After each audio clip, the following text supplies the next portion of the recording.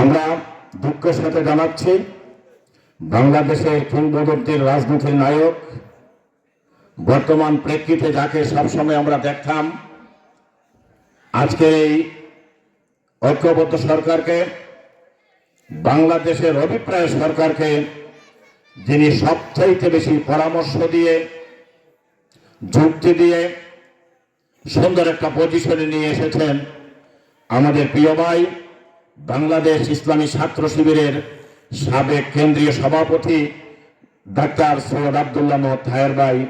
তিনিও ভীষণ অসুস্থ। আমরা আমাদের এই ভাইয়ের জন্য আন্তরিক দোয়া কামনা করছি এবং দ্রুত আরোগ্য কামনা করছি। প্রিয় উপস্থিতি, যে কথাটি বলতে চাই, অনেক বলার আছে। আমরা শুরু করেছি যে কথাটা দিয়ে, দুর্নীতির সিন্ডিকেট। আপনি দেখবেন আমাদের গ্রাম থেকে শুরু করে কেন্দ্র পর্যন্ত, বাংলাদেশের রাজধানী ঢাকা পর্যন্ত সিন্ডিকেটগুলো বসে আছে। 36 আগস্টের পূর্বে সিন্ডিকেটের যারা সামনে ফ্রন্টে ছিলেন, 36 আগস্টের পরে তারা এখনো আছেন ফ্রন্টে নয়, সামনে নয়, তারা ওই সিন্ডিকেটের পিছনে। আর 36 আগস্টের আগে যারা পিছনে ছিলেন এই সিন্ডিকেটে, এখন তারা সামনে চলে আসছেন সামনে। এই যে সিন্ডিকেট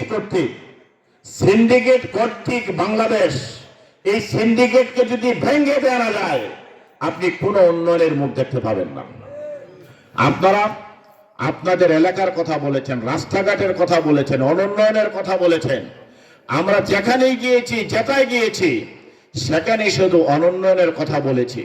অথচ আমরা আমাদের সাবেক নেতা যারা দাঁড়িয়ে কথা বলতেন, এইরকম সভা সমাবেশ করতেন, আমরা তো আর তাদের সাথে কথা বলতে পারতাম না, দাঁড়াতেও পারতাম না। একজন ভাই বলেছে আমরা 5 জন ভাই একসাথে একত্রিত হতে পারতাম না। এইরকম একটা ভয়াবহ দেশ আমরা দেখেছি। এখন এই যে সিন্ডিকেট, যদি সিন্ডিকেটকে ভেঙে দেওয়া যায়, বাংলাদেশ ক্রমশ সোজা করে দাঁড়াতে পারবে। আর যদি সিন্ডিকেট ভেঙে দেওয়া না যায়, বাংলাদেশ যে তিমিরেই ছিল সে তিমিরেই থাকবে। আমরা দেখেছি, এখনো দেখছি। বিদায় আমাকে, আপনাকে একটা সৎ নেতৃত্বের অধীনে, একটা ভালো নেতৃত্বের অধীনে, একটা আদর্শ নেতৃত্ব